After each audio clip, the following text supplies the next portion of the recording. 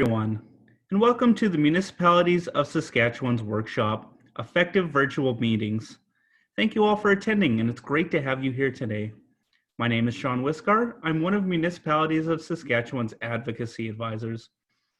We hope today that you find this workshop informative and that you're able to apply the lessons shared here today to your municipality. We want this workshop to be interactive as well as informative, so there will be a number of polls throughout today's event. We encourage you to participate and make this session more interactive for everyone, so be sure to fill out the survey at the end to provide Municipalities of Saskatchewan with your feedback so we can make our future events even better. As you all know, a link to today's presentation will be sent out to all registrants in the next few days, as well as a PDF of the PowerPoint. I'm going to give you all a quick tour of Zoom before I hand it over to our presenters. You can see the icons at the bottom. You have your audio settings at the bottom left of your screen. And if you're having problems with your audio on your computer, you can use this setting to switch to phone audio. There's Q&A for questions. Please note that you'll have your choice to send your questions anonymously and that the questions can only be viewed by the panelists. They'll be taking questions throughout the webinar, so be sure to enter your questions into the Q&A pod. There's the chat for comments and conversation. You can send your comments just to the panelists or to the panelists and all attendees. There's also the raise hand function. This will be used by us if we're having any technical difficulties or are looking for last minute feedback. I'd now like to introduce today's presenters. Ian McCormack, the president of Strategic Steps, Inc. Ian has a broad range of experience, including work in government. He is the occasional author for Municipal World, writing about topics as diverse as business planning for local governments and how to measure community well-being. Having worked for the province of Alberta's Department of Municipal Affairs, Ian is well aware of the relationship that municipalities have with other orders of government. In addition to being nationally accredited as a certified managing consultant, Ian is also certified as a change management practitioner. I'd also like to introduce our other panelists today, Maria Debrugin, CEO of Emerge Solutions, Inc. Maria is the International Association of Public Participation trained public and stakeholder engagement practitioner who holds a master's degree in communications and technology from the University of Alberta. Specializing in blending digital tools with face-to-face engagement, she has advised and supported many organizations in enhancing their internal and external engagement efforts, developed and facilitating effective meetings, workshops, business planning, and strategy exercises, as well as providing professional development and training. I want to thank both of you for joining us today, and I'm now going to turn it over to you. I apologize if I butchered your last name, Maria. No, that's fine. Thank you so much, Sean, and welcome everybody. Ian and I are very pleased to be here with you today. We can just go to our next slide. Well, you get to see our faces and our lovely pictures again. So I just want to thank Sean for those opening remarks and housekeeping items. I know that we've also got Katie in the background who is helping to make this webinar possible. And we thank them both for their guidance as we've prepared for today.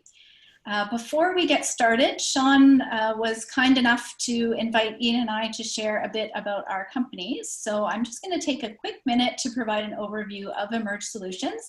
And if you'd like more information, our website and contact information is included at the end of the presentation for your reference. Emerge Solutions believes that centering people in your work and committing to good processes creates great outcomes. And Sean, if we can just go to the next slide, that would be helpful. We've worked with many organizations to help them enhance their internal and external engagement efforts. We've developed and facilitated business plans and strategies, and also provide professional development and training. Our work has included highly complex, multi-party, long-term projects featuring many stages and multiple location engagement processes. We've worked with large municipalities such as City of Edmonton, as well as the Government of Alberta, and on several engagement and corporate planning initiatives with those organizations. We've also supported nonprofit organizations dedicated to healthcare and affordable housing initiatives. Our interest really lies in the intersect of engagement, and decision-making within the realm of local government, nonprofit, and community organizations. And we're proud to say that we've spent time developing curriculum and instructing graduate and professional development courses through the University of Alberta, specializing in engaging in the digital world. And since 2010, we've created processes that bring people together in highly productive and meaningful ways to achieve well-informed and well-supported decisions. So we're excited to be here today to share our experience and learnings on how to do just that through your public meetings while adhering to policy and legislative requirements. So with that, I will ask Sean to go to the next slide, and I'll invite Ian to say a few words about strategic steps. Thanks, Maria. I too am happy to share this workshop with you. While it would be ideal to be doing this in person, of course, it's a great test of the subject matter and the format of meetings that many of you will already be working with. One of our company's core values is wisdom, which means we enjoy getting to share what we've learned for the benefit of others. That's the case today. That said, we also know that there is a significant amount of expertise in this virtual room. We've designed the workshop with poll questions and time for your input, and we're learning this process together, and I'm fascinated to see how it all turns out. We'll take some time to comment on the results of the poll questions, and we've left some space in the workshop for questions and answers, either using the Zoom chat feature or asking questions directly. There's a similar opportunity at the end of the session. For some of the more technical questions, we may defer the answers until after the workshop and provide written comments back to all participants, along with our infographic on virtual meetings. I likely met some of you a few months ago at this last, SUMA convention, where I hosted a couple of sessions on ethics in local government. I've also had the opportunity to work with some municipalities of Saskatchewan members over the years. Over the last couple of years, Strategic Steps has had the opportunity to work in 4 provinces, 2 territories, and 3 states. As different as they all are, they're also fundamentally similar. We see good people wanting to do the best for their communities. At the moment, we're gearing up for Saskatchewan's 2020 municipal election. In fact, we've provided information about council orientations to every urban municipality in the province a couple of weeks ago. I'd be very interested in continuing that conversation with any of you who are interested, and our contact information is available at the end of the workshop or through our websites, as Maria noted. Finally, we're asked sometimes to provide insight into municipalities that require governance, operation, and service level reviews, where the goal is to diagnose issues and get communities back on track, providing good governance to people, businesses, and organizations that call your places home. As Maria said during her own introduction, we're excited to be here today to share our experience and learnings on how to provide good governance through your virtual public council meetings while adhering to policy and legislative requirements. I'd like to turn this back to Maria now to get us started on the content of the workshop. Great, thanks, Ian. Okay, and so here we are. Our intent today is to share some insights and ideas to help you with the transition to, or as the case may be, enhancement of conducting your council, board, and commission meetings virtually. We're going to start by sharing a quick overview of what this transition or the enhancements might entail. And then we are going to share a framework for effective virtual meetings that considers how to get ready, what you need to be thinking about, good practices for conducting your meetings, and how to do it all in support of transparency and by demonstrating accountability.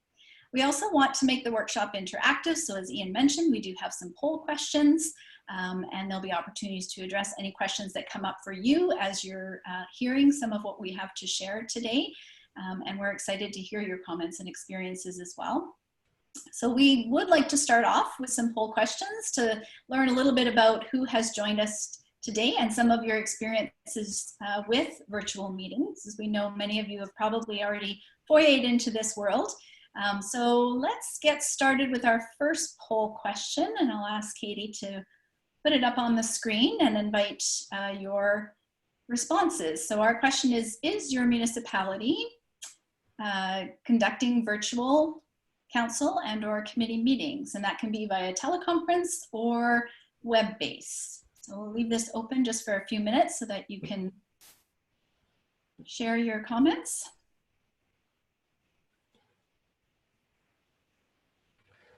We really should have put the Jeopardy music over this. Yes, next time. Next time.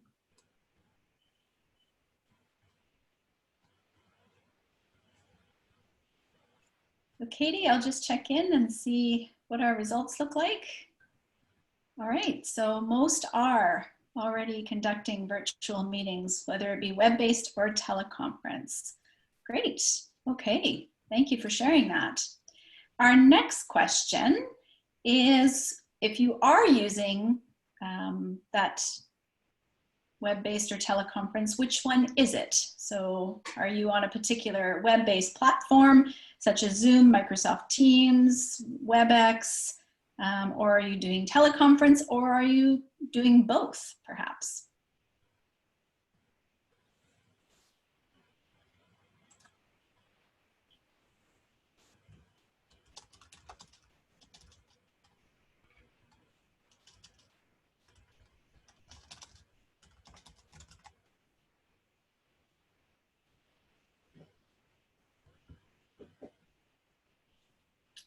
Okay, and Katie, I'll just see if we're ready to share the results. So we've got, most people are on a web platform, about 48%, teleconference about 28%, and both 24%.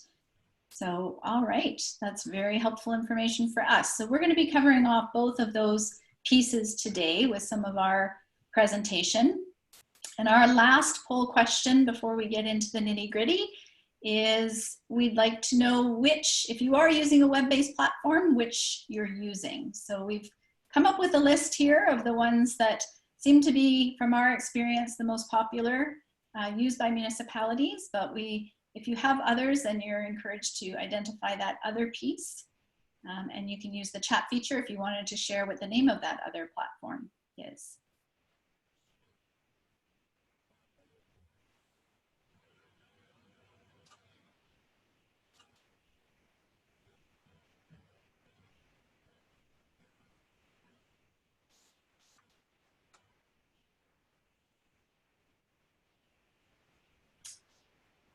All right, and I'll check in with Katie to see if we have some results to share yet.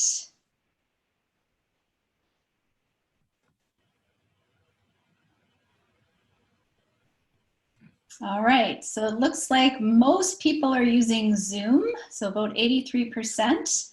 Then we also have a tie between Microsoft Teams, Skype, and GoToMeetings. So, all right, good. Okay, well, this is very helpful for us too, and it's nice to know that we're using a platform that others are familiar with right now for today's webinar. Thank you for sharing that little bit of background information with us. That'll help us as we go through our discussions today. And now I'm going to ask to go to the next slide, and I'll turn it over to Ian. Thanks, Maria. So now into the meat of the matter. And first of all, it's fascinating to me that such an overwhelming proportion of people are using Zoom. It's also quite interesting to see how many of you are using web-based versus teleconference. And while it might be a bit of a moot point, it's very interesting to see how much that would have changed over the last 10 years or so, and how it'll change in the next 10 years. We also find, and we'll talk about this a little bit later as well, that the availability of reliable bandwidth, particularly in smaller communities, can have a real impact on the tools that are used, and specifically whether they use video or whether they just rely on audio and telephone.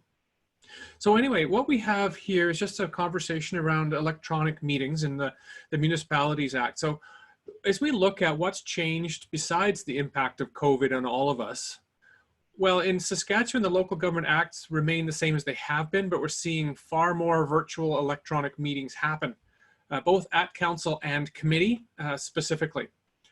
Interestingly, Saskatchewan's acts seem to have anticipated remote meetings, whereas acts in other provinces in the country, and some of them anyway, have had to be either updated through the provincial legislatures, or regulatory changes have had to be provided to allow these types of meetings to occur.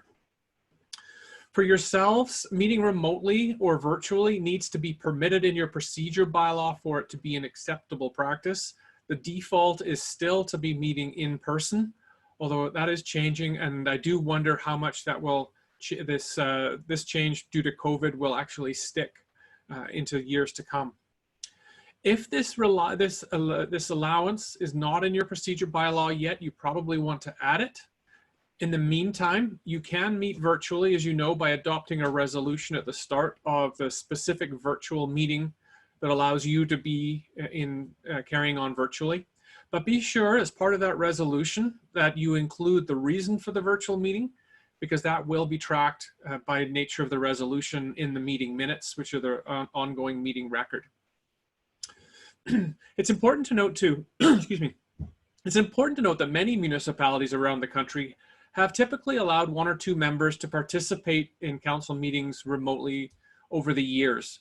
Although most of the time it hasn't been allowed to participate in the in-camera portion of meetings, and we'll touch on that a little bit later during the presentation. And that 1 or 2 people has often been due to things like vacations or people being away at conferences and still wanting to participate in their meetings. So you are allowed to hold virtual or electronic meetings as long as certain requirements are met. And according to Section 125 of the Municipalities Act, a notification of meetings must continue to be provided and electronic means can be used to make it public anytime the public needs to be in attendance at one of the meetings. So this means we've changed really from the physical bulletin board or the notice on the office door to more of an online bulletin board and the notice, if you like, pinned to the town website. During COVID-19, the place where council or committee meetings is being held may, rather than a physical space, be a website address for those of you using Zoom, a phone number for those of you who are using teleconference or allowing phone access to web meetings, or some other information that identifies where the meeting can be accessed electronically by anybody who wants to listen or watch. Ordinarily, of course, council meetings had to be held in one physical location. The public must be able to hear the meeting as it's occurring. This access requirement extends to audio, with video being a nice to have. This means telephone meetings are the basic tool, with streaming video being used where technology and bandwidth allow. Where the Act requires information to be available to the public or for public inspection, this can be done by making it electronically available on the municipal website, or if it's requested, by sending information to the person via email, via mail, or even during fax, using fax if you still use that tool. As for submissions to council meetings, anybody who is ordinarily entitled to make submissions, either before or during a council meeting, can make the submissions now via email or via any other method that council or committee considers appropriate. For most of you, this is probably not a change. Appropriate formats for receiving or submitting information would be noted most likely in your procedure bylaws. As for the attendance, who needs to be in attendance at meetings, the administrator, CAO, has to be in attendance at the meeting, although the word attendance can be electronic. This means either the CAO or another designated officer, depending on whether it's a council meeting or a committee meeting. Section 125 of the Act notes that the public and the CAO do not need to be physically in attendance, provided there's electronic means that permits the meeting to be heard as it occurs. When we talk specifically about public hearings, as mentioned earlier, during COVID, any person who's entitled to make submissions will have to do it remotely. This changes the way that oral submissions are completed, of course, whereas written submissions remain largely the same as they have been now, or were before. Official notice of hearings process is covered in the Act, and it's the same in terms of timelines as it currently is. Essentially, that means that the business of the community needs to continue. One other change is not really about the meeting being virtual, it's more about who's in attendance. If quorum is unable to be achieved because of quarantine, this doesn't apply necessarily to self-isolation. That could affect the quorum of the meeting, typically because people would not be in attendance physically or virtually. Typically, quorum is constituted by the number of remaining members who are not in quarantine, provided that number is either 2 or more. This is similar to the rules of quorum around the conflict of interest sections in 146 of the Municipalities Act. We didn't find specific mention of the effect of quarantine on quorum, so it's likely it needs to receive a legal opinion or a comment from a minister if that's not already happened. For those of you who may know about this or have experienced it and you want to put a comment or a question in the chat feature, we'd certainly encourage you to do that, and we'll have a look at it as we go ahead. I'd like to move on to the next slide now and turn it back to Maria to talk a little bit more about good meeting practice. Great, thank you, Ian. So one of the most important things to remember is that regardless of the platform or service that you are using to implement your meetings, good practice still applies. And this good practice is guided by several principles. So on our next slide, I'll give you an overview of those principles of effective meetings. So these apply to any type of meeting, whether it be a regular council meeting, a commission meeting, your growth management board, or any other type of public meeting. One of the things we want to highlight right off the bat is clarity of purpose, of course, having clear outcomes for the meeting.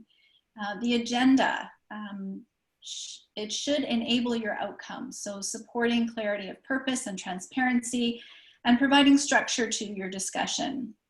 As Ian mentioned, the procedure bylaw still applies around notification periods for submission of agenda items, distribution of agenda package. So agenda creation and distribution timelines all do remain the same. Attendance roles and responsibilities. So again, adhering to the Municipalities Act and its regulations and making sure that you have the right people there to support the agenda and the meeting delivery. Recording, adhering to your Municipalities Act and the regulations to support transparency and accountability, remembering that the minutes are still the official meeting record. And timing, keeping time to respect people's commitments and involvement, and accounting for time to assess the progress of the agenda and or to adapt technology being used to support the meeting. Rapport. So this is one that we can often forget as we get into our online environment, but it's easy in a face-to-face to create a welcoming environment, shake people's hands. But here it's also important that we're in that same welcoming environment. Sharing what people can expect to happen during the meetings is also very important to help build that rapport so that no one's caught off guard, especially when you're inviting the public into these meetings for them to view. And remembering that to apply just simple courtesies to support the working relationships with your colleagues. So in this new environment, it can be a little bit challenging at times. We forget to take our mute button off and just extending a little bit of common courtesies to help people along as we navigate the technology in addition to our meeting agenda. So being patient and demonstrating compassion and kindness do go a long way as you and your community navigate these new technologies together. Structured contributions. So ensuring that those who want to speak have a chance to speak as outlined in your procedure bylaw. And this specifically has relationship to the mayor and Reeve being really conscious of this. Coordinating delegations and Q&As or public input sessions, if you have those types of things beforehand, as much as possible to support timing and transparency. And then we talk about transparency and accountability quite a bit, but we want to make sure people know about the meeting, how they can get involved. We want to stick to our meeting purpose, share the outcomes in accordance with your procedure bylaw and the Municipality Act. Be sure that when you move to in-camera or closed session, that those watching don't think that the meeting has adjourned. They may miss some debate and decisions that happen when you come out of a closed session. So just being courteous of when you think about putting in-camera discussions into your meeting process. And then the last is continuous improvement. So integrating this technology into our meetings means that things can and likely will go wrong. So being willing to learn and adapt so you can improve next time. It won't always be perfect, but we want to make sure that we're learning as we go so that we can make it better and better each time. So I'm going to move into our next slide, which is actually another poll question. So we'd like to hear from you again and invite you to think about meetings that you've been involved with and share with us what degree of influence do you think technology has on being able to run an effective virtual council meeting?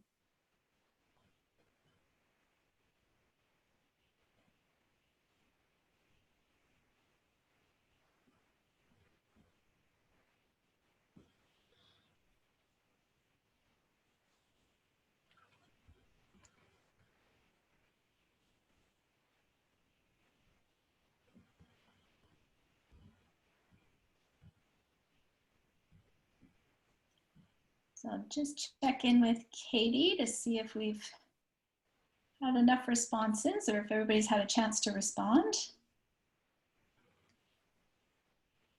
Okay, so we've got about 61% that think it has a lot of influence, 32% that say some influence, and some that say not sure or no influence. All right, well, we're going to explore this a little bit with some of the information that we're about to share with you to see if that shifts for you at all as we move through our presentation. So I would say that both Ian and I think our experience is that technology can have an influence on being able to run an effective meeting from the timing that it takes, because technology lag time can be in there, getting people connected, to even the debate component of it. We have seen that there is a bit of a difference when conducting those meetings virtually. All right, so now we're going to delve into our framework. So keeping those, the influence and the principles of effective meetings in mind, we're going to share our framework. You can see on the screen there that we've got 4 key phases: plan, act, report, and evaluate. And when followed, we believe that these support the outcome of effective virtual meetings. So when it comes to implementing those meetings, we believe success is 3/4 participation, 1 preparation, and 1/4 execution. So I'm going to turn it over to Ian now to share some key considerations as you plan for your virtual meetings. And we'll go to the next slide.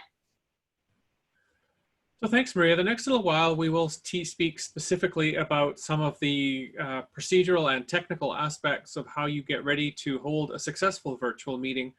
The first one we're going to deal with is kind of the framework piece, and that's the procedure bylaw and the alignment of your procedure bylaw to allow you to hold these virtual meetings. I made reference to this a little while ago, and just noting that if your procedure bylaw needs to be updated, some potentially to include provision to allow virtual meetings. And it may or may not be the case for you right now. When we look at the alignment of your procedural bylaw now, and specifically when we look about the meeting agenda order, there may be some impact of virtual meetings on the order of items that you want to deal with on your typical agenda. For example, and Maria has referenced this, you may want to put some of your in-camera items either at the start or the end of your meeting, which is pretty typical now, but rather than putting them into the middle, for the reason that the viewing public or the listening public may not understand or may think that the council meeting has adjourned and may go off and do something else. The same would go for any other public input sessions as well. Some of you may have a situation whereby people can speak to items, members of the public or the gallery can speak to items that are on today's agenda or items which are under municipal influence. And if that is the case, then putting those at the start or the end of the meeting as well is a way to make the meeting flow a little bit better. For these, though, they would need to be changes potentially to your procedure bylaw if your meeting order is in bylaw. So this might come up. For others who have meeting process or meeting order in policy, it certainly would be easier to change. Would suggest then that you consider modifying your procedure bylaw to remove the order of meeting items from that and create a policy so the order of items can be changed more easily and can be more adaptable, say in a policy, than it would be in a bylaw. So that's specific to the procedure bylaw. There are implications for other policies as well. For example, records retention. If you don't already have this, you might want to modify your policy on records retention to identify how long meeting recordings are kept. And because audio and video recordings aren't the official record, minutes remain the official record. So they are a municipal record like any other, and so they would be subject to a retention policy.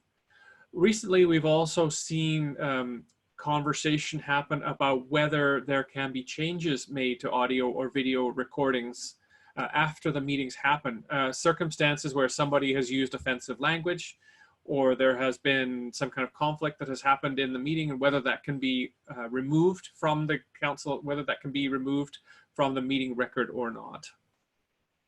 So those are some of the policies, and we'll speak a bit about other policy implications a little later on. When we speak about meeting notification, just make sure that there is a dedicated space on your municipal website now to post the agenda and the meeting package, and be sure to share that location with the public in accordance with any notification bylaws or policies that you may have. As now, be sure that any meeting packages that are provided for distribution on your website or via email don't include the package portion that's going to be part of the in-camera discussion. And this will be the case whether the meeting is happening over video or whether it's happening over the telephone. When you look at some specific meeting procedures to think about around declarations of conflict of interest, you may find the mayor potentially having to pass the meeting chair to somebody else in the same way that they would now. But there could be a virtual technical issue with that, depending on who is quoting the, who is in control of the mute button, if you like, or the person who's actually got the power to speak. As I mentioned earlier too, make note of quorum, depending on how that might change as well. If one or more members are unavailable to participate in the meeting because they're in a quarantine environment, or as now, whether they have a declared conflict. Quite often we're finding that, you mentioned the word quarantine specifically because self-isolation often doesn't count against numbers around quorum. Some other implications to think about too are around participation in locations. And that's choosing the physical location where each member will participate in the meeting, and keeping in mind that that's going to be a different place for each one of you, and there may well be nobody in your typical council chambers. You may have had the ability for one or two members to participate remotely before, but this is a whole new kettle of fish. For those of you, all of you who are participating virtually and remotely, make sure the spot you have got to participate in your meeting is a quiet one with limited ambient noise. And for video conferencing, make sure there's lots of natural light. And the closer that you can be to an internet router, the better off you are. If you're like me, during this time of working from home, and there are others in the house as well, the internet could be a little sketchy if the whole family is streaming video at the same time. Whether they are at virtual work, whether virtual school, or whether somebody's just streaming Game of Thrones, you want to limit the bandwidth by maybe making some kind of negotiation during the time that you have a council meeting occurring. So that's my way of saying that if you're using the internet, minimize other draws on bandwidth that you already have. I'd like to move on, if we can, to our next slide there, Sean. This is the first of the poll questions that I have an opportunity to ask about. So when we look at records retention, and we're going to speak about this a little bit more in detail shortly, be interested in your take on how or if your records retention policy currently addresses virtual meetings. So just take a moment or two to have a look at that.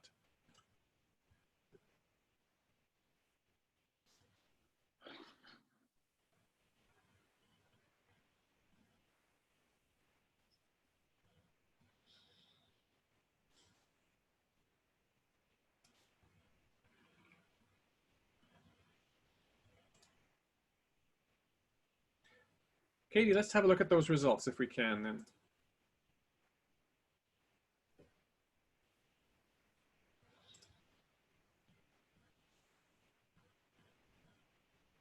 One sec, says Katie. Okay. Just sing and dance for a moment.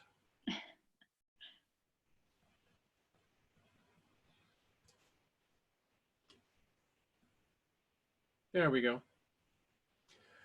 So records retention, so currently, does the records retention policy address virtual meetings? What does it say?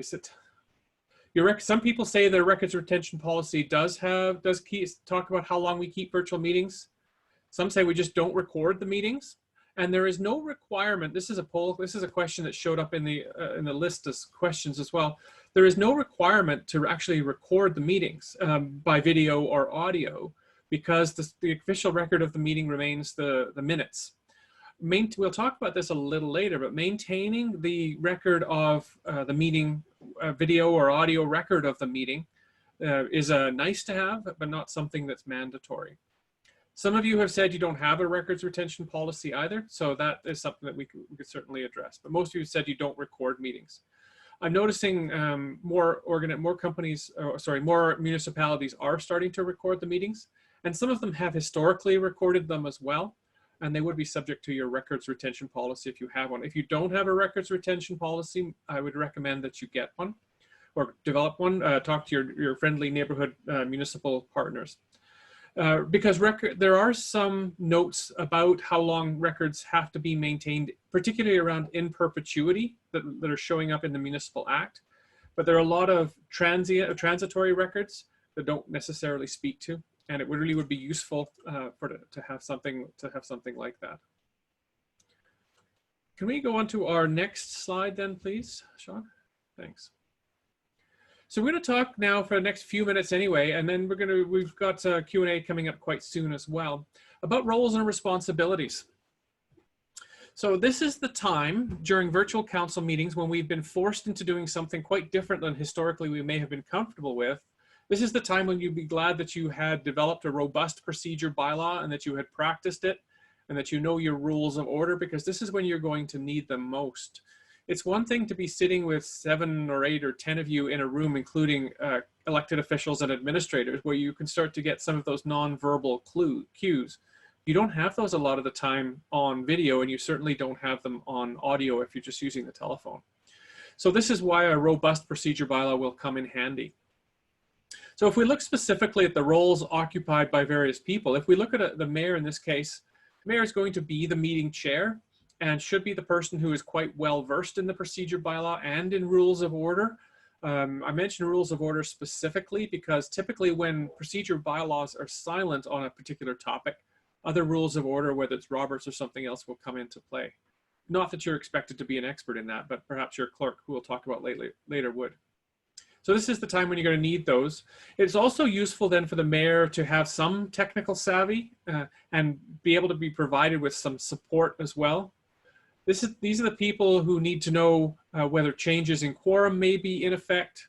And it's also likely that the clerk or the CAO or whoever is occupying that role may interrupt the meeting from time to time for a correction on procedural matters. So giving everybody a little bit of extra grace at this time is a nice to have.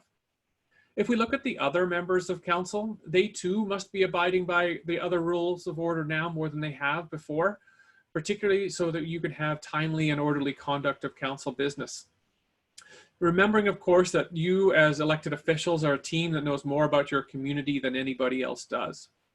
We've seen the Canadian Parliament start moving towards virtual meetings as well, and some of that heckling, they're trying to do virtual heckling as well, and it's not working as well as it has in the past, and that's not completely a bad thing. So that's the roles for the elected officials. If we were to look at some of the support roles now, we put the clerk down here as well, because that person, and it may be a standalone clerk, it may be somebody else with that function too. That person may be the meeting host and therefore must have a way to intervene into the meeting. You may need them to present alongside your information technology or IT staff support. They are often the person we would recommend be in charge of the mute button or the video functions. So they would be the ones who could control those either from members of council if you'd use that way, or members of the public or the gallery, depending on the tool you use. Oftentimes you would start up a meeting in Zoom, for example, with everybody's microphone muted. So you can unmute them if you want, and that often falls to the clerk. We put the IT support person here next because that person will be working alongside the clerk, providing support, working out the glitches, particularly early on in the process where people are maybe getting software installed on their tablets or on their computers at home when they hadn't had it in the past. This is also likely the person who's going to be the keeper of the passwords. If we look at the recording secretary's role, that person, of course, is documenting decisions. And because they may not be able to see people directly, they may have to ask for clarity on who is speaking. And this applies particularly to resolutions and or bylaws, whoever's moving and whoever may be seconding a resolution too. That if they don't recognize the voice, the recording secretary may have to ask. We put the CAO down here kind of as a lower down on the list of people with responsibilities in terms of the virtual council meeting. They, of course, if you're using proper rules of procedure, will be the point of contact for administration questions. We also recognize that in smaller communities, the CAO may be acting in some of these other roles around the clerk and IT support too. So if we are using rules of procedure, questions from the elected officials would go through the CAO. And of course, questions or comments from administration would go back to council through that role, that person as well. If we look at the gallery, these are public meetings, of course. And public meetings means people can observe government in operation. It doesn't mean that people can necessarily participate actively in council meetings. But Section 119 of the Act states that everyone has the right to be present at a public meeting. But now present, of course, could be virtual in this context.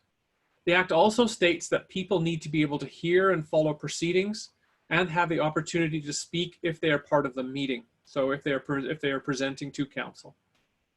It's interesting that it suggests that people need to be able to hear and follow proceedings. It doesn't say they need to be able to see them, which is why things like telephone conferences, telephone virtual meetings are an acceptable choice. So as long as there's audio present, it's acceptable. Our next slide is another one of our poll questions. And we'd be interested in hearing from you in this case. What do you think are the top benefits, for those of you anyway who participate or conduct virtual meetings, what do you see as the top 2 benefits that you've noticed in these meetings? Now we recognize too that there may be benefits other than these ones. And if you choose a couple of these and you want to put a comment in the chat or question features, we'll address those a little bit later as well. We didn't want to give you a full laundry list of questions here.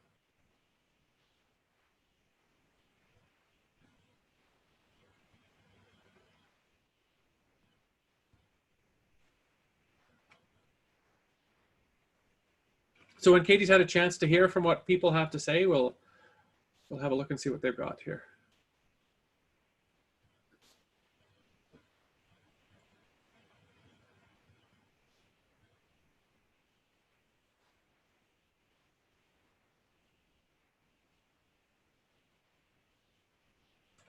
Katie, whenever you're ready.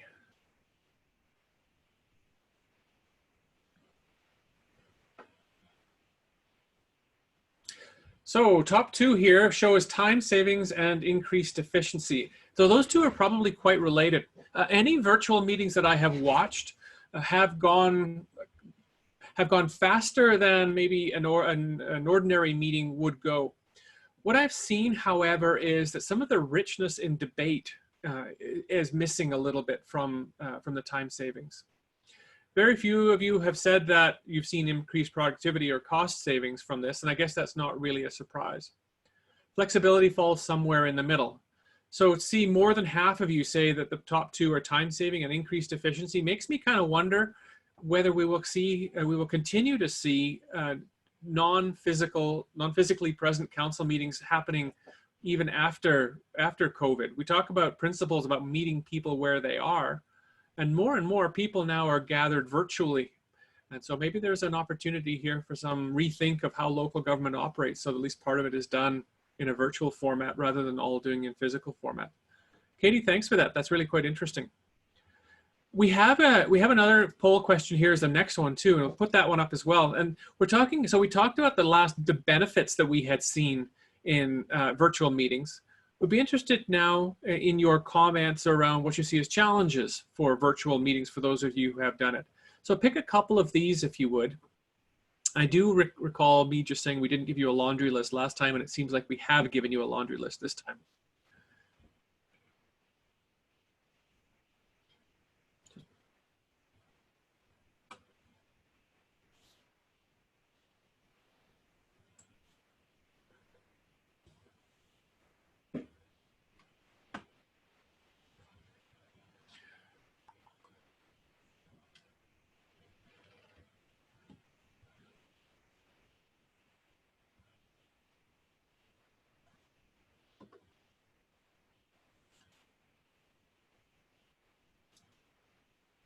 Okay. All right, Katie, if we can maybe get the results here.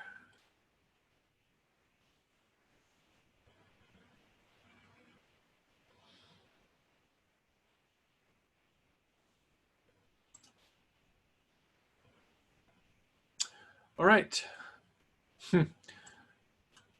So the majority, or more than half of you, have said that the top issue you're seeing, top challenge you're seeing, is around technical glitches, and that might be to do with the bandwidth, or somebody noted malfunctions. There are all kinds of stories about microphones being left open when they ought not to be left open. And when we did this video, this webinar a few times ago, we actually included one of those YouTube recordings of that, and it was quite an embarrassing one. So for sure, I can understand that as a technical glitch. I would suspect, though, that some of those technical glitches will begin to be worked out, and that if we were to ask you the same question in a couple of months, we might see that drop down the list a little bit more. Another interesting one you've noted here, the second highest one, is around finding ways to involve the public. And you had talked about the flexibility in the last section and the last poll question, and now 40% of you are suggesting that figuring out ways to involve the public can be awkward. For communities where the public who is involved in local government, when this is fairly typical, tends to skew towards the older folks, I could certainly understand that this becomes a challenge about how we involve people, how we put the public into public meetings. Noted too here about lack of visual cues for discussions, which we mentioned before, about how the necessity then for running council meetings using appropriate rules of order and following your procedure bylaw quite well. It also takes some aptitude on behalf of the mayor to be asking for comment from other elected officials to make sure that the lack of visual cues doesn't result in people being muted. We have seen technical issues before where a member of council has been muted through most, if not all, of the meeting before anybody even notices that that's happened. And if it's a typically quiet councillor who may not be particularly technically adept, they may not even realize that's happening. So this is a really useful poll result, and something we will certainly consider as we go ahead. So that's our little tranche of poll questions for now. As we go into the next slide, we start moving to the next section around technology and security. Maria will talk a bit about this technology and security. And during this section for her, we'll also take a little bit of time in one of the slides to respond to any of the questions that have come up so far in the chat. So I think if you're putting comments into the Q&A, we would certainly be interested in hearing them in a few minutes as we approach kind of halfway through our webinar. So with that, I'll just turn it back to Maria. Great, thanks, Ian. So we're going to delve into a little bit of this technology security and touch on some of those glitches that just came up in our polls. So as part of your planning, you'll obviously also want to think about technology and security, and your IT support is your best resource to help identify and implement the best platform for your meeting, whether that be a teleconference or a web-based tool. They definitely have a role to play in helping plan for, implement, and share outcomes of the meeting, and most importantly, troubleshooting before, during, and after your meeting. But to support your IT resource in implementing a secure meeting, you'll want to do a few things. So always make sure that you're using your organization's approved teleconference or web platform as recommended by your IT support. This is especially important when sharing sensitive information such as in-camera items. And then just kind of be conscious of reusing access codes. And Ian had mentioned that IT, as part of the roles and responsibilities, they're usually the keepers of passwords, etc. But just making yourself a bit aware of whether or not the same thing is being used over and over again, which just leaves you a bit susceptible to somebody having access that can disrupt your meeting. When the meeting starts, having the chair use a roll call and if you're on the web-based platform, using the dashboard to notify and make visual when the attendees are actually have joined the meeting, review and confirm the attendance of everyone that should be there, and also identifying just generic attendees. So for example, the number of members of the public that have chosen to observe the meeting, just to give an idea of who is joining to watch. And if you have a delegation, make sure that the people that are there are ready and present to be able to participate as part of that delegation. And then the other thing you'd want to do is, if you're using a web conferencing system to connect. You know, we talked about some of those technical glitches, and we'll talk a little bit more about them, but making sure that you close down all your other programs or applications and browser windows, that does save on bandwidth and can support a good connection. And it also helps to eliminate any notifications or beeping that might come up as you're speaking, so which can be a bit of a distraction. So we'll move to our next slide, just around processes for technical glitches. So as you have all shared, technical glitches are one of the bigger challenges of doing these meetings virtually. And I know myself, I've experienced that. I'm sure Ian has as well, trying to connect and continue operations in the virtual environment, and you can't get your software or your connection to cooperate with you. So we'd like to share just a few processes that can help mitigate some of those instances. So the first one is probably pretty obvious, but we do want to reinforce that testing first is very important. So as we saw through our first poll question, many of you are already meeting virtually. And if at some point you decide to shift to a new platform, I know municipalities have been doing this. They might have started with Zoom and then they've decided to make an investment in a platform that's more conducive to what their needs are. But making sure that you take time to test it, trying out the technology as if it was actually a real meeting. So try out all the buttons, including adding and removing people, and doing the same with elected officials and your administration. And maybe setting up a test meeting space for anyone to use at any time so that people can practice and become familiar with the features and then ask questions in advance of a live meeting so they're well prepared and feel comfortable. While meeting virtually, keep track of glitches that are experienced. So Ian and I like to call this a snag sheet for all the attendees, so that if you run into any little snags as you're going along, you're making a record of it, and that your clerk and your IT can help work out those glitches in process, meeting process, or even technology for all of your meetings going forward. And then also to check to determine if recording with multiple webcams at the same time might be a technical issue. So we've seen this happen as well, that we've got several webcams going. People are connected by video, but it's slowing down the bandwidth and connectivity. So just again, trying all of that out in advance will help mitigate some of the possible glitches that you might experience. Having trouble accessing the meeting. So we encourage everyone to log into the meeting at least 5 minutes prior to the start time, just so that you can make sure that they're there, and that if they are having any trouble connecting, it can be dealt with sooner than later, and hopefully in advance of when you're scheduled to start. And making sure that you're aiming to use the same platform or teleconference service for every meeting to support that familiarity. And hopefully you'll encounter fewer delays as a result of that. So losing connection, can't hear, can't see the video. Having someone regularly monitor the attendance of people that are participating is important. Have the chair do a check-in with participants before proceeding to your next agenda item to make sure that everyone is there and is participating. Also, having a dedicated phone or email address for participants to call or even text to report any issues that they might be having.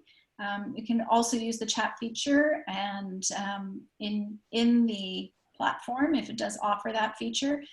But if you have lost connection, then having that backup of a dedicated phone or email address is helpful.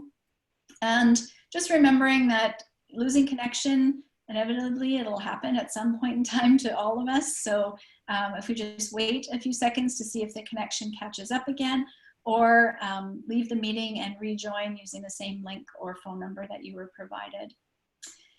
Technical issues with the web platform that you might be using or the teleconference service, those two might arise, and they're often out of your control. So you may have a meeting scheduled only to discover that your regular application is experiencing technical issues. So when this happens, don't worry too much, be flexible, but put together a plan B in advance. So You may need to do an audio call rather than a video conference, or even look at rescheduling the meeting or delaying it slightly. So become familiar with those various meeting applications and options for when these technical issues occur, because they likely will. And then, I don't know if this happened to anybody out there, but I know I've run into this where I've had a meeting scheduled and forgot to plug in my computer and ran out of battery partway through it. So just making sure that all of your devices are up to speed and ready to go. And then just lastly, remembering that, as far as the technical component, as elected officials, your primary role is around the governance piece, and the administrators are there to manage. So making sure that you're really focused on your meeting processes, procedures, and having confidence in the fact that your administrators will get the meeting mechanics worked out, but making sure that you're keeping them up to date on where some of those challenges might be. And we all know that the perfect virtual meeting is really hard to achieve. So being flexible, encouraging everyone to become familiar with meeting applications and finding ways to keep them engaged will result in a more productive, beneficial, and efficient meeting. So with that, we are going to move into our Q&A portion. So we'll just take a pause here as we've come kind of to the end of our first piece of our planning framework. And we just want to check in with you. And so I'll just turn it over to Sean, who's happily going to moderate any questions that might have come up in the chat or the Q&A feature. Sure. So we do have a question here. It says, we have some council members who are resistant to using virtual meeting technology and keep pushing for face-to-face distance meetings. It's an ongoing conflict amongst our council. Do you have any suggestions on ways that we can deal with this? I'll jump into this if you like. In fact, my own municipality uses a blended approach. They have suggested that sticking people side by side in normal council chambers is too close. So they seem to be taking turns. Half of council is operating remotely and half of council is operating in their own in chambers, but split every second seat is occupied. It seems to be working for them. So that is one of the solutions. Fundamentally, the Act says, the Municipalities Act says that defaults to in-person meetings. So as long as there's not a public officer of health banning it, gatherings over X number of people, then conceivably council still can meet in person. Those who are more technologically adept may be willing to do it remotely. Those who choose not to be technologically adept or have a hard time grasping it could operate on site too. But as society starts to move, there's going to be more and more demands on people, whether they're elected officials or not, to be adaptable to virtual meeting spaces, whether it's council meetings or any other type of meeting we've been having over the last little while. So this blended approach does work. I have seen the vast majority of council meetings, though, happening remotely, and the mayor, it depends if the mayor is one of the ones who wants to meet in person or one of the ones who wants to meet remotely. One of the roles of mayor, of course, as head of council, even under Canada's weak mayor system, is that they are the ones who are supposed to be able to provide some moral suasion to their counterparts. That said, everybody is elected at their own and not beholden to anybody else, so they can fundamentally, as long as it's in accordance with the Act and medical officer of health requirements, they can do what they like.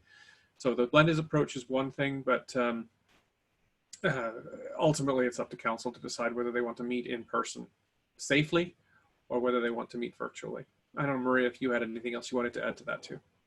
No, I think that covered it. Thanks, Ian. Okay. Perfect. Next, we have a comment from the comments section, and I'm just kind of curious for your feedback. This person says it would be interesting to know how many municipalities are live streaming their meetings. And I'm just wondering, from your perspective, Ian and Maria, is this becoming a really common thing across Canada, and in your jurisdiction of Alberta, is this kind of more common than not?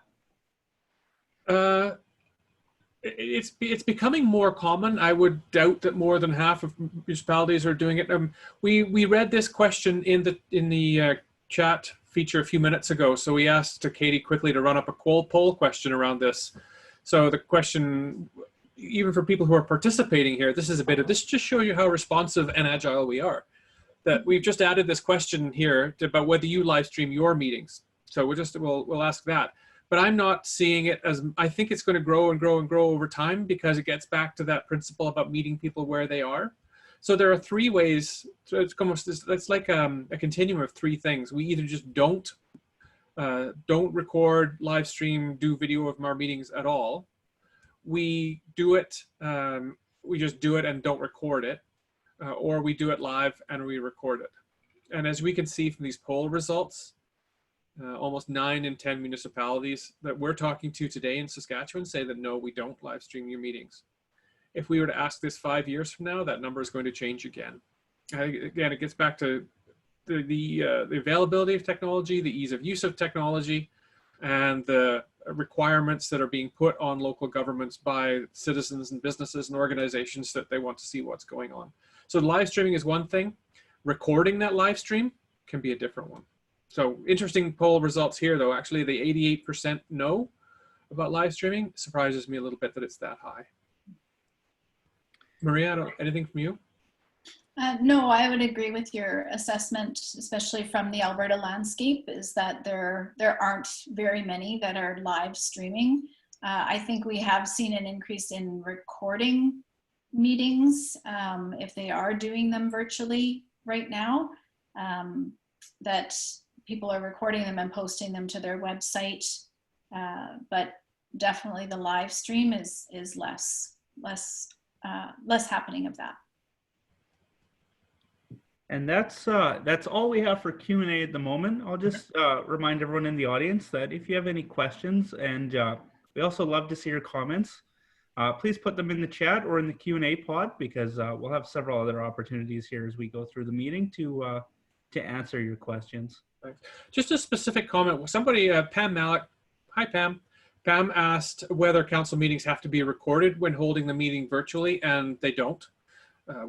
I think we dealt with that as part of what we talked about, but I just wanted, Pam had asked specifically, so I thought I would respond specifically. Okay, thank you. All right. Okay, well, Sean, we can go to our next slide, and we're going to move into the ACT portion of our framework. So when we think about enacting our meetings, we want to consider how we will involve the public, our meeting processes in this virtual space, meeting etiquette in the virtual realm, and any implications for other types of meetings, such as in-camera, special meetings, public hearings. So let's start with involving the public on our next slide here. So as Ian had mentioned, the requirement is that people can hear the meetings. They don't necessarily need to see them. But now with the web technology, they obviously have that option. So just making sure that anybody that is joining, especially from a conference call perspective, that the public members are on mute, because they do not get to participate, but they do get to observe. In the virtual web-based realm, again, they can watch the meeting, but they do not participate. You can just offer audio alone, audio and video, depending on the bandwidth of the platform. And some members may turn off their camera just to ensure that their audio is working, so depending on your location. We know that these technologies, the video conferencing platforms, do come with the option of providing passwords. Our recommendation is those passwords should be avoided, but if they are required, then they should be made publicly available so that the public do have access and are able to listen and or watch.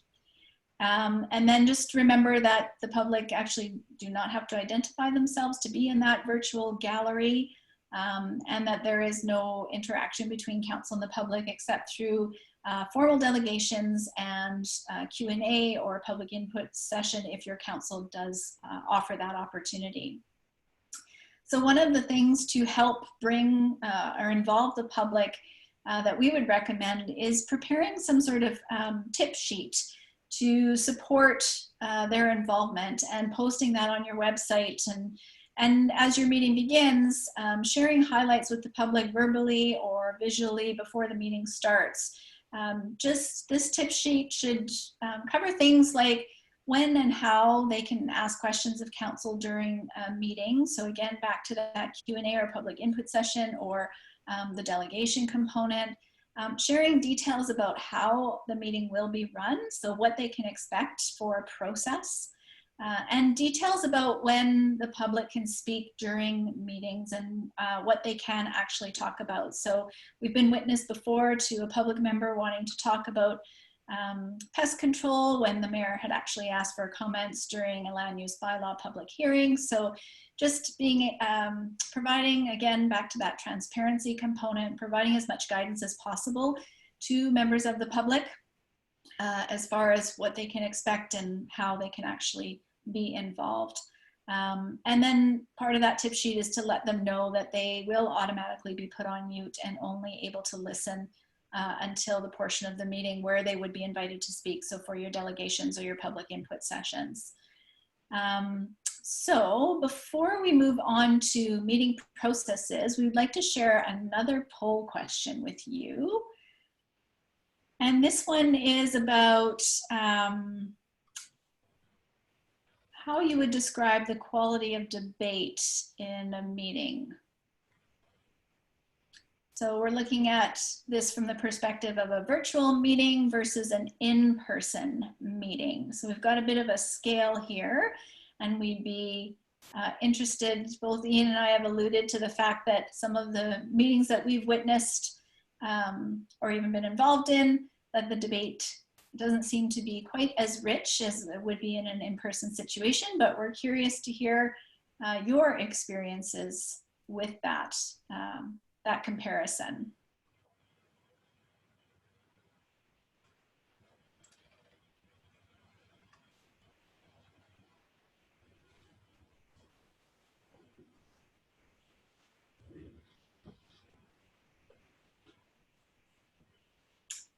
Okay, is the top answer. So we've got about 36% that said the debate is okay. And then I think that's followed by our not good and don't really know. Some feel that it's neutral good, and there's not very many that see it as being very good. So yeah, I don't know, Ian, if you wanted to chime in here a little bit about your experience, but I think you'd mentioned before that we just haven't seen the debate being quite as rich, and back to some of the benefits that we had talked about earlier in our poll question around timing and efficiency. Perhaps there's been a bit of a sacrifice as far as being able to accommodate those benefits with shorter debates, not quite as rich. I think that's fair, Maria. This is another one of those things. I think we are learning to adapt to a new circumstance, and it will change a little bit over time. But we don't find the thrust and parry of debate is happening quite as much virtually. When I am sitting in my house staring at a screen with 6 of my colleagues, trying to take turns on when the debate actually happens, and have somebody, a mayor, say, who may not be quite as familiar with the tool, trying to run it all. Sometimes the how we run the meeting gets in the way of what we're actually, the substance of what we ought to be talking about in the meeting. So to see here that almost 50% of people say not good to okay, and another 10 to 15% say it's neutral, and a bunch of people say it's not. Nobody says, very few people that say it's very good. So that doesn't really come as a surprise to me. Great. All right. So thank you for sharing your thoughts on that. I am going to turn it back over to Ian to talk about meeting processes. Thanks. We're still in the ACT portion now of the webinar, and we're talking now about how well tactically or technically we can actually use what we currently do in running public meetings in a virtual environment. So we look at things like meeting process here. if we look at meeting process in general, typically the mayor or the committee chair is going to open the meeting, and Maria mentioned polling councillors or other members of the committee prior to calling the meeting to order, just to make sure that quorum is present, and explaining why quorum may have changed if there are issues associated with illness or conflict of interest. At this point, you might also want to state whether and if the meeting is being recorded, if that is the case, and note that voices and faces of people present may be on the recording. Maria noted earlier that there's no requirement for the members of the gallery to check into the virtual meeting. There's also no reason for members of the gallery to be identified in meeting minutes either. It's really useful if the meeting chair, so the mayor in this case, has a script of likely motions prepared in advance that would help support the debate becoming efficient, requesting resolutions, and then transitioning between agenda items. So having a good idea of how things are going to go. That would help not only members around the bench, but would also help delegations, help the clerk, help the person who's taking minutes as well. If we talk about voting, you've got a couple of options with voting. During the discussion of the agenda item itself, the mayor can either ask each councillor individually if they have comments on the agenda item being reviewed prior to ensure that each councillor has the opportunity to speak. That would follow the rules of debate and the procedure bylaw in terms of who speaks when, how often, and how many times they can speak. You could, however, also have the clerk keep track of that, how often a member speaks to a topic, for example. So that would help you maybe support efficient debate and meet timelines a little bit more if everybody's on the same page and learning together. We would also suggest that either the clerk or the recording secretary keep track of movers and seconders and the order of motions so that nested motions don't get too confusing. This is why written motions would be necessary. Most of you likely use written motions now, but some of you probably use written motions that may be written on the back of a napkin. Request for a decision is another useful tool that, particularly if coming from administration, that could contain alternate motions drawn up in advance, the way that many of you probably do them now. Also recognizing that council still, or the administration still requires at least a resolution to provide some action from council. To symbolize or to signify that debate is coming to a close, you can have the mover and seconder close the debate, and that's a signal that we're moving towards a vote. And some of you, if you are operating virtually or have been operating virtually or webcasting or audio casting in the past, may already be using electronic voting. But if you're not in chambers, it probably won't work during a virtual meeting. Some of you will have software that helps with that. Some of you won't. As we look towards voting, the voting process itself, we would recommend that the mayor do a roll call before calling for a vote to ensure that everybody has been able to enter into a debate. So Maria mentioned technical glitches, and sometimes they may have prevented a member from being heard. Now, much as some of you may like to accidentally silence some of your colleagues, it's not a good practice. And when the mayor calls for the vote, he or she can either ask for a show of hands if your meeting's on video, or poll each counselor individually asking for a verbal response. Some of you could conduct electronic voting through the chosen platform using raise hands or similar features. We've got polling going today, for example. We are also hearing about some telephone meetings just using negative responses. So assuming that no response from a council member is a yes vote. So if we're just asking for those in opposed. If you do use this process, it needs to be in your procedure bylaw. And depending on your bylaw or the council member request, recorded votes and posting the vote record online and in the minutes is something that you likely already do. And that process really wouldn't change virtually versus in person. When it comes to delegations, of course, they are presentations only. Because they are not physically sitting in front of a group of elected officials, we'll need to provide those presentations ahead of time. The clerk could apply some sort of screen share to those presentations and share them with the delegation presenter as that much like we're doing here in the webinar today, and share them as the delegation speaks.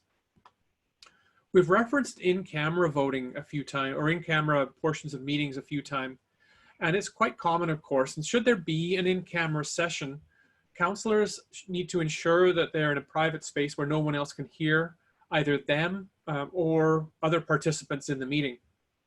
So if the in-camera process may need to be explained, or if the in-camera process can be explained to the gallery, they will know that the meeting is not ended, but they will be precluded from viewing or listening into the in-camera portion. Giving them an idea of when the open session might resume is a nice courtesy if you can do that. And if you have the chance, again, put the in-camera items at the beginning or the end of the meeting for the convenience of those tuning in.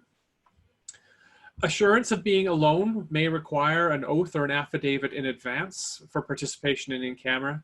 Could also be part of your code of ethics or another bylaw, particularly if virtual meetings will happen even after this crisis has passed. For those of you who are participating in camera, choose a location that ensures your privacy and in which you're alone, such as a room that has a door that can be closed. When possible, refrain from using your computer speaker for in-camera sessions. Wearing a headset or earbuds will help the confidentiality and prevent others who may be listening, who may be nearby, from having the opportunity to listen in on the discussion. Some of the web platforms you use may allow for breakout rooms, meaning it may be possible to place members of council and relevant personnel in a separate room and engage that session. And your IT support would be able to identify those features for you. Your clerk may, or IT support may be able to set up those breakout rooms in advance to support the smooth transition. And remember, this is the digital age and no system is completely immune to hacking. We've seen that even accidentally, even with Zoom in the last few weeks. If we look at how the public is in attendance in your meetings, particularly around public input, that may have to change too. Some of your municipalities allow people to speak on any topic of municipal jurisdiction or on any item on today's agenda. You'll need to continue to follow your procedure bylaw, but the chair or the mayor may have to require anyone who wants to speak to pre-register, just so the technology can be tested with that presenter, even if they didn't used to have to pre-register. Limiting time for people to speak is a useful thing to do, and many of you probably do that already. Of course, the speaker will have to be given access to an open microphone and perhaps an active camera. And that will be dependent on the person who is managing the technical aspects of the meeting, so likely either the clerk or IT. Remember, with public input, it's not a time for debate, and the questions asked by members of council of the delegation should be limited to questions for clarification. So that's just a little bit around some of the technical pieces. Maria's going to talk a little bit now about the etiquette of meeting and how it happens to be different in a virtual environment than it is in a normal environment. Great, thanks, Ian. So one of the things that we heard that's a benefit is the efficiency, and I would hazard a guess that being able to join a meeting just moments before it starts without having to travel anywhere is one of those factors contributing to increased efficiency. But one of the things that we want to make sure is that we are definitely on time. And when we talked about those glitches, we also suggested that being at least 5 minutes there, joining the meeting at least 5 minutes in advance to the start time will go a long way in making sure that your technology is working and that you are ready to participate as soon as the meeting starts. Also, just in reference to time and attendance, if you do have to leave a meeting before it adjourns, notifying the chair so the chair can determine if quorum is still in effect upon your departure. And then, of course, if you happen to lose connection at any point, making sure that you get connected back as soon as possible, or seek the assistance that you need in order to be able to rejoin the meeting.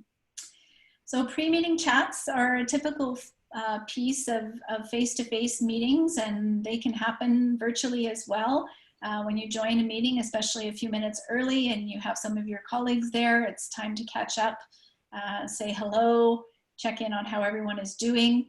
But any of that pre-meeting chat should be limited to the type of conversation you would normally engage in during a face-to-face meeting. So make sure that you're being courteous and respectful to each other, keeping in mind that there may be members of the public and media that are present on the line or within the web platform, as you know, because these meetings are open public meetings. So When we talk about crosstalk and ambient noises, Ian touched on this a little bit before around trying to minimize any sort of ambient noises around shuffling of papers or any sort of background noise that might be as a result of your location. And then refraining from some of that crosstalk. So it can be difficult to distinguish side conversations from the primary speaker. So just making sure that and this is where our mute button comes in handy, acknowledging when we would like to speak and what we'd like to speak to, rather than trying to talk over anybody else that already has the floor. And when we are speaking, this is particularly relevant during conference call meetings, is identifying yourself. So not everybody, and especially if you have public that are listening in, will know the voices that are on the line.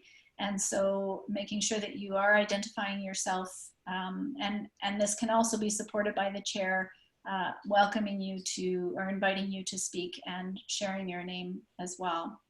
And making sure that you're speaking as clearly as possible, and confirming that the participants can in fact hear you.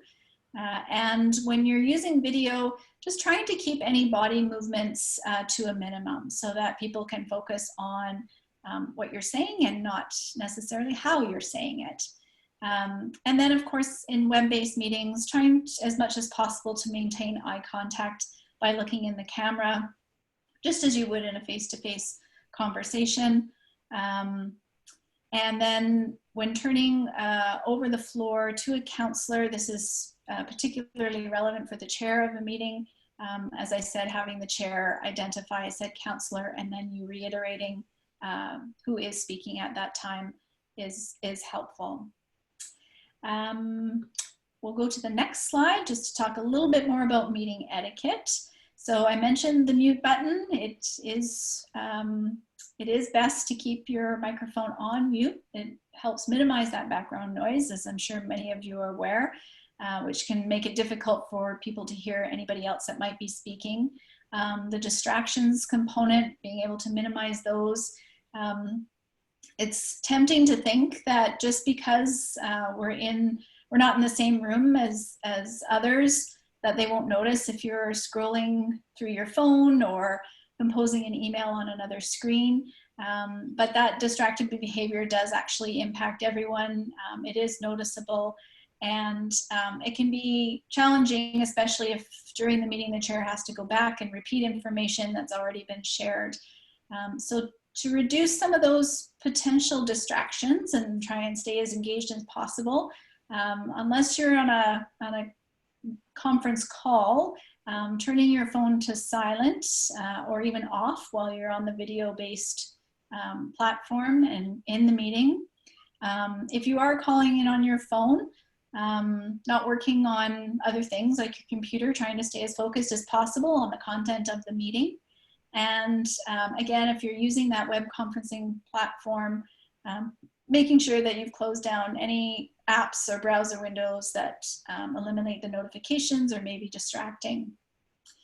Attire and location are also very important. So our experience is that we'd recommend dressing the way you would as if you were meeting participants in person. Many of us are in much more comfortable environments these days, but your attire does convey a level of professionalism. So it is good to demonstrate that when participating in a video conference related to the business of community, that you are displaying that level of professionalism. And then adjusting your work setup so that, and I think Ian mentioned this earlier, but facing a window so you're exposed to plenty of light, making sure that your background is professional and work appropriate. And as you see with Ian's background, we've seen this with a few municipalities that they actually have developed customized virtual backgrounds with their municipality's logo that the elected officials and administrative personnel can use in their meetings. And then lastly, and we don't mean to harp on this, but it is very important, just giving some grace. So being courteous to other participants, because this web-based component is new for everyone, and we just want to make sure that we're being as courteous as possible and have some compassion for people that are navigating it for the first time. So with that, we'll move to our next slide, and I'll invite Ian to talk about other types of meetings. Thanks. So thus far, we have talked primarily about regular meetings. We'll deal with a little bit of these other types as well. But before I get into the meat of this matter, the next slide after this one is another one of our question and answer breaks. So if there are questions that are coming up, please add them into that Q&A box and we will deal with them momentarily. We've found that the definition of meeting, council meeting, doesn't appear, well, it appears in very few places, and we didn't find it in the Act, and it doesn't often appear in procedure bylaws either. Now, if you are aware of different, I'd certainly be interested in a comment from you about that. Typically, though, we understand that a council meeting is any gathering of a quorum of members at which municipal business is discussed. So being careful about how you and your colleagues gather, even virtually, is important. And it's these types of meetings that we're talking about today. So far, we've talked about regular meetings by and large, but changes apply also to other meetings of members of council as well as to council committees and other boards that you may be a member of. They also apply to some of the other regulatory bodies under the government's jurisdiction too. We've talked quite a bit about in-camera, so I'll only add a couple of things here. The first is around, the biggest issue is around the in-camera portion of meetings, around whether everyone is available on a phone or webcam, and how does the rest of council know that you're alone? And this is an issue even now when municipalities allow members to participate remotely. If they're out of town during a council meeting, if you have a procedure to deal with that already, continue to follow it. If you don't have that procedure, consider how to create it, either through policy or bylaw. Could be part of a code of ethics or another bylaw by itself. We suggest a roll call of members and others who are allowed into the in-camera portion to ask them specifically whether they can be overheard and if they're alone. Your IT support person may need to be present for in-camera meetings when historically they haven't had to be. Their staff policy on confidentiality may suffice, but if in addition you may need to make some room specifically for virtual meetings in policy. When we look at special meetings, there's no change from what currently happens, except the meeting can be held virtually. You can still only discuss what's advertised, and you still must provide appropriate notice to the public, although the notification process can be virtual as well now. When we look at the public hearings, they continue to happen within the context of council meetings, and COVID requires virtual advertising of the hearing and conducting the hearing, in addition to what may be your ordinary public notice. Something technical about public hearings is to be very clear when you're moving back and forth between a hearing and a council meeting, so that people who may be watching and who are unfamiliar with the process would understand what's happening. In this case, the mayor may have to be even more clear about why council is moving from one type of meeting to another, and then back again for those who are watching or listening so that they can understand the process. When we look at committees of the whole, or you may call them priorities committees or governance committees or whatever you call them, they'd still work the same way, and they are similar enough to regular council meetings that the rules are essentially the same. But be sure, however, that if there are groups presenting to council, that they can see, hear, speak, and respond. There are some other meetings as well. Since changes apply to, since COVID anyway has applied to committees too, there are sometimes municipal boards and committees that can meet virtually, and the meetings, the rules for them would apply as they do to council, because they would be subject to the procedure bylaw. This could be true of statutory appeal boards as well, which need to continue so that things like assessment or development can continue through, for example, an appeals process. If we look at emergency meetings, particularly now, the process remains the same as the Act's section on regular meetings, which have less than 24 hours notice. But getting that technical setup working properly on short notice could be a challenge, particularly for smaller and rural communities with spotty internet access. For those, phone might still be the best option. So that just deals a little bit with some of our specifics about different types of meetings and the regular meeting. Our next slide now is just another one of our Q&A slides. We'd like to see from Sean whether we'd take a few minutes now to respond to any questions that might have come in, if there are any. Sure. So we've got a question here that says, I've noticed our meetings are often taking longer as the mayor is struggling to direct the meeting as well as acknowledge whose turn it is to speak. This results in everyone ending up speaking, and it makes the meetings hard to understand. So that's a comment, that may be a catharsis more than anything else. I suspect that that's not unusual even now. The technical aspect of it may have highlighted some of the issues that have been an issue. This often happens when a community is not or has not historically abided by procedure bylaw, and particularly around rules of order about who gets to speak when. And that's one of the reasons the mayor may need to be briefed even more strongly about that.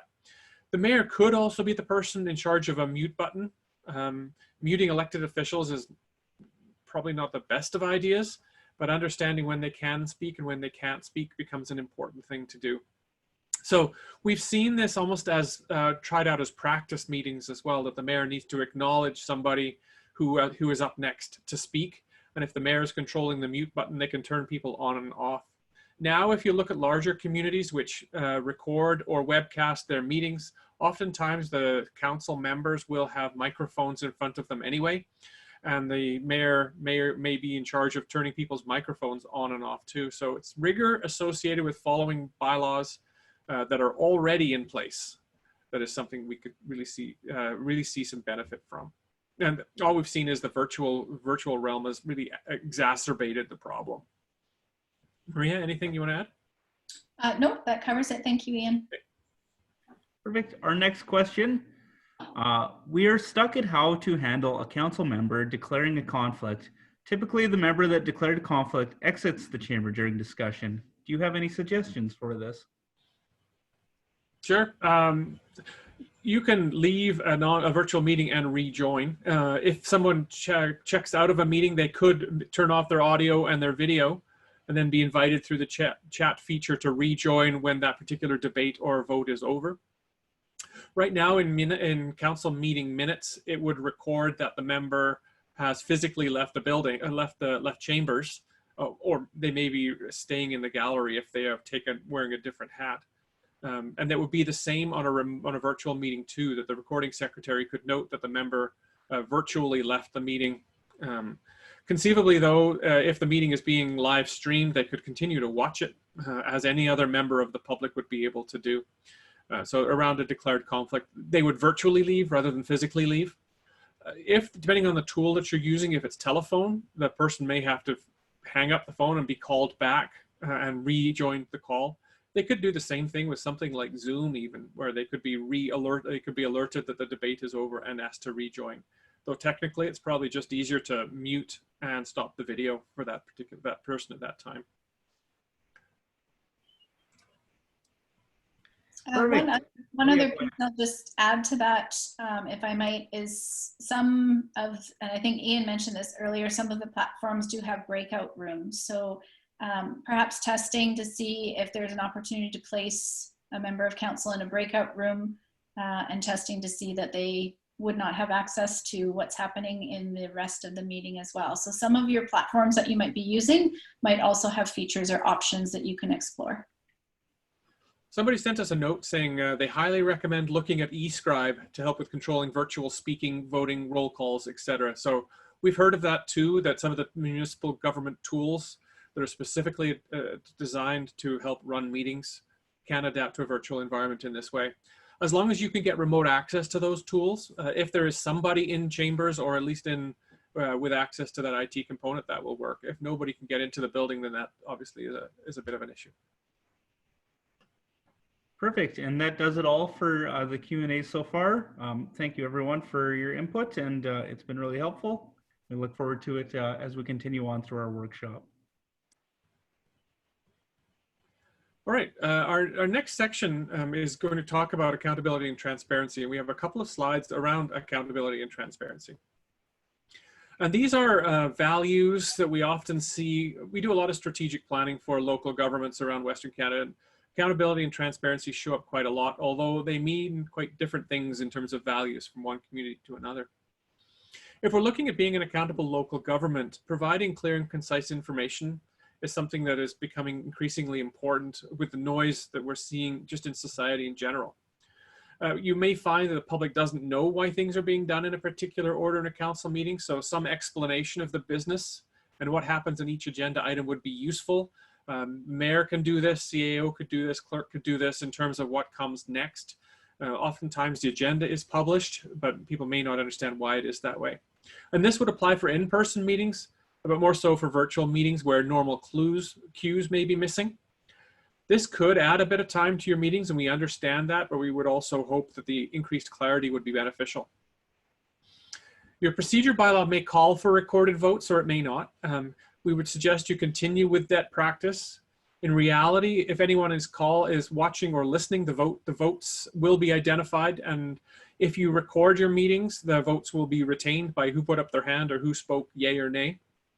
We'd suggest you follow your current practice and know that the meeting minutes remain the official meeting record, and whether a vote is recorded or not will show up in the meeting minutes, officially anyway. When we look at documenting decisions to be truly accountable, the rationale for why a decision was made continues to be necessary. All elected officials have a chance to speak. When this is done virtually, the mayor needs to keep track of the rules of debate so everyone gets a chance to be heard and so nobody monopolizes the airtime. So this gets back to that question we just had about people speaking over one another. That sometimes when we are called into municipalities that aren't functioning well, we see through meetings that people are speaking over one another, and there is rancor, there's lack of discipline that sometimes shows up too. So something you want to stay away from, even if it's accidental. Our next slide starts off talking about the meeting minutes. The minutes are still a record. The person taking minutes may require some assistance because he or she may not be able to see the person speaking and may need a little bit of help identifying movers and seconders and others who may be using rules of procedure such as points of order and points of privilege that need to be recorded in your minutes. Under the Act, remember that your written minutes are a municipal document and they must be kept in perpetuity. The written minutes are the official record, even if there is audio and video of that meeting. So keeping track of that is important.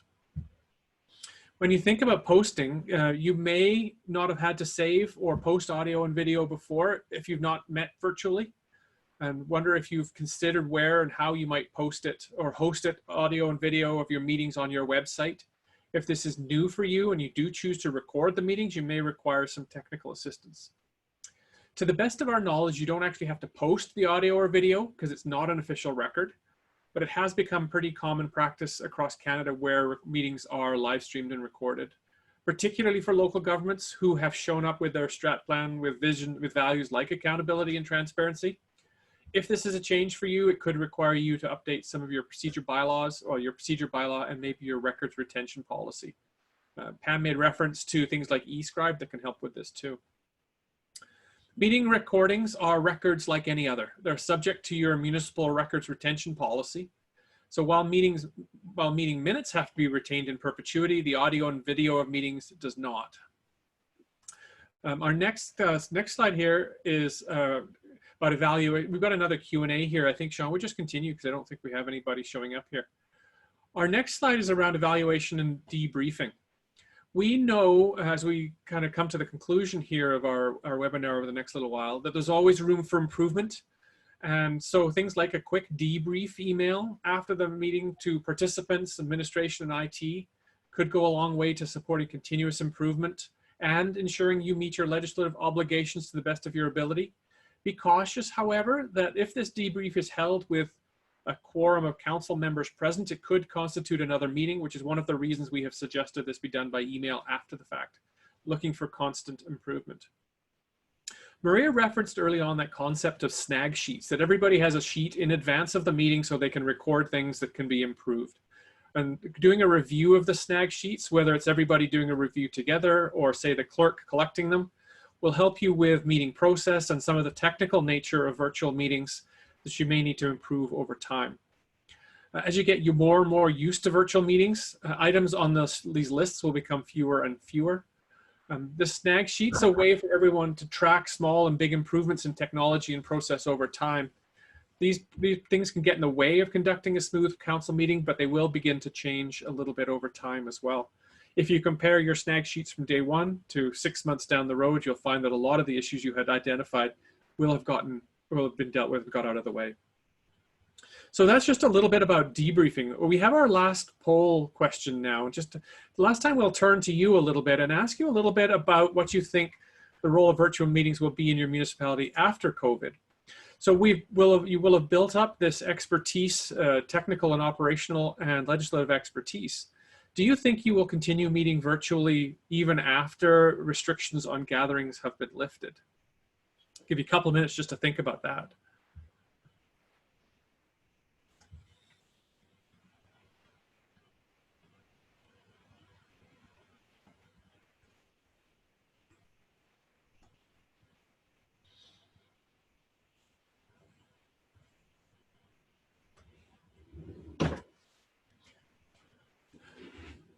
Katie, whenever you're ready, we're interested to have a look at this.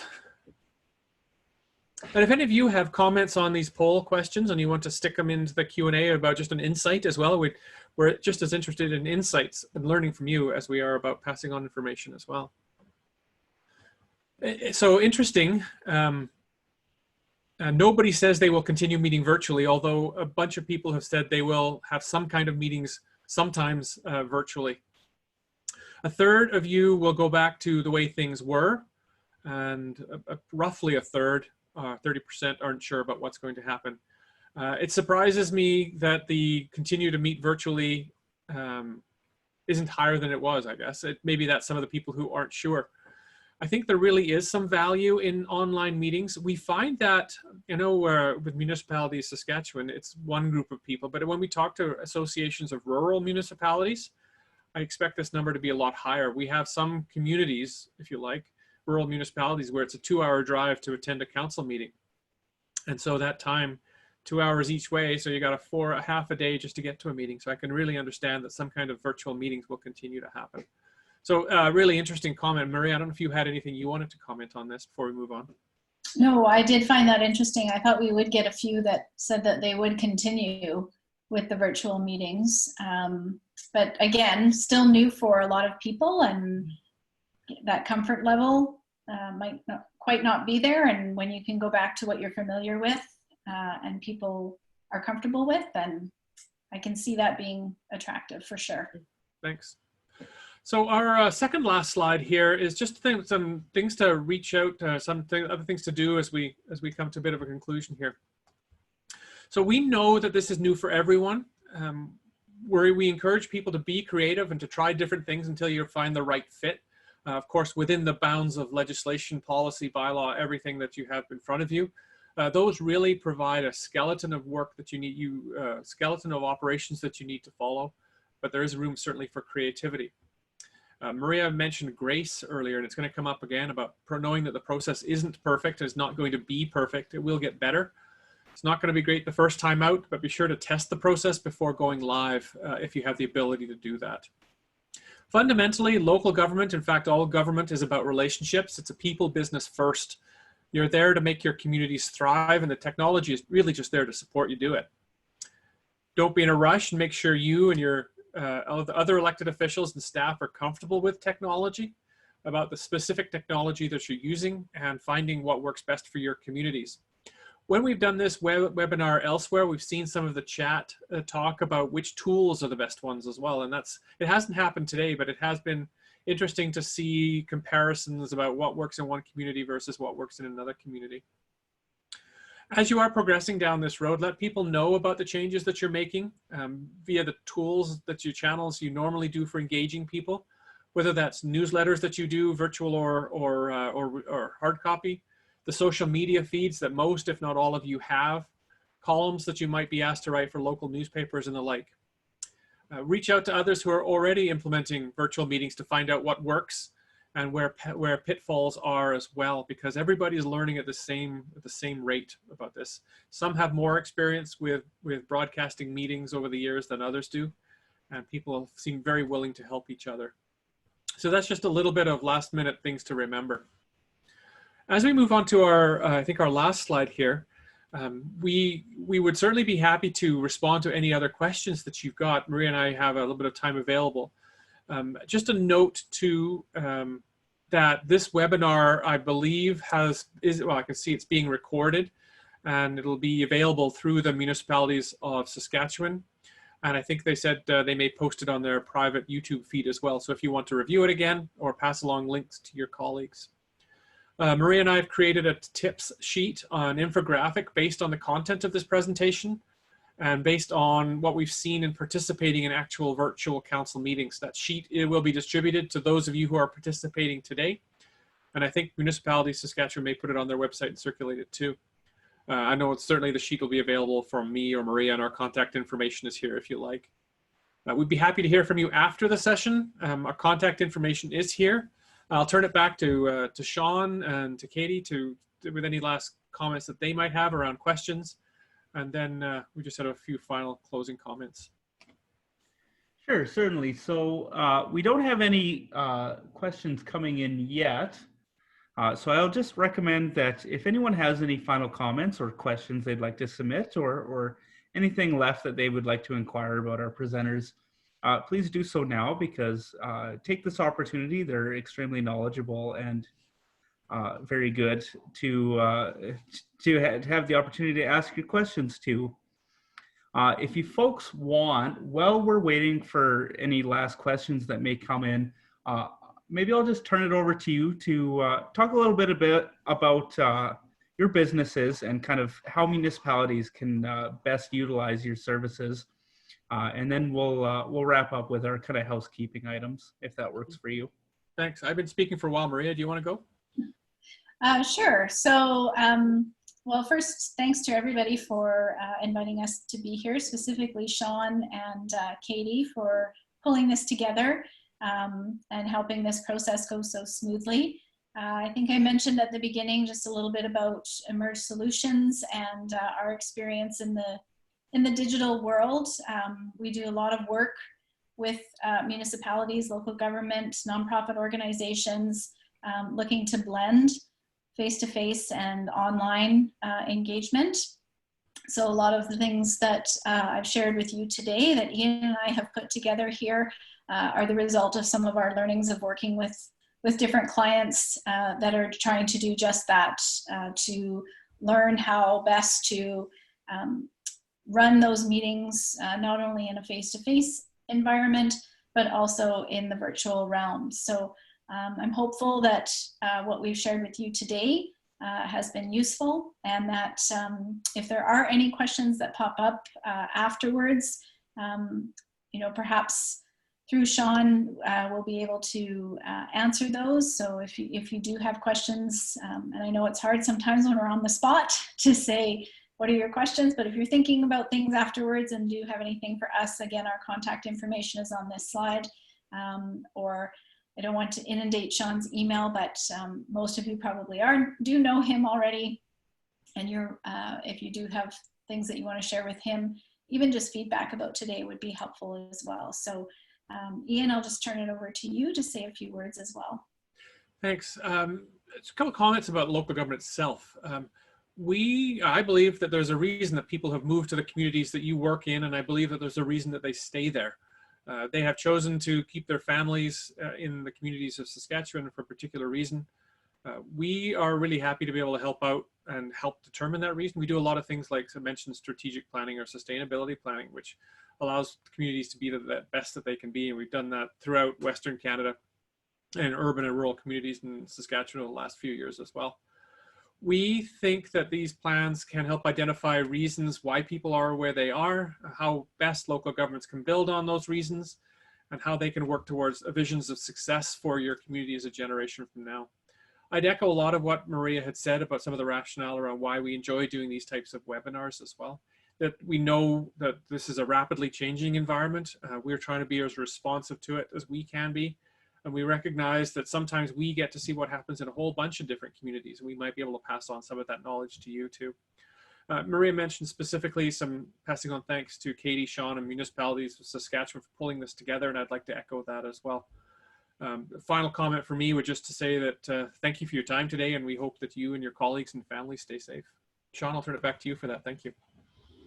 Well, thank you very much. Your presentation today was really informative, and I hope our members got a lot out of it, knowing that we're likely going to be in this COVID situation for a little bit longer, and virtual meetings are likely going to be something that is going to have to continue into the foreseeable future.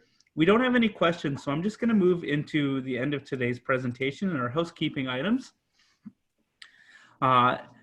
As you know, this information is definitely going to be useful for you, and we're going to make sure that you have access to the emails of Maria and Ian in case you have any follow-up questions after the webinar, as well as access to the tips sheet and today's presentation. For those of you joining us for tomorrow's Town and Village and Northern Sector meeting, unfortunately it has been postponed until a later date. You can find more information regarding the cancellation of tomorrow's meeting in an email that was sent to you earlier this morning. We're also going to be providing this presentation, as I mentioned, as well as a PDF, so look out for that. And last but not least, we'd like to invite you all to join us on May 19th at 10 a.m.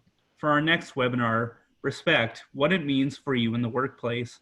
Our presenters are going to include the former NHL player and advocate, Sheldon Kennedy, and you should see an email about this in your inbox tomorrow. Thank you all for joining. Please take a few minutes to fill out this short survey so we can improve our educational offerings. I hope everyone has a great day and stays safe. Yeah, thank you again to our presenters, Ian and Maria. That was fantastic, and I truly think that our members did take a lot out of it, so I really appreciate your time. Thanks, Sean. Thanks, Katie.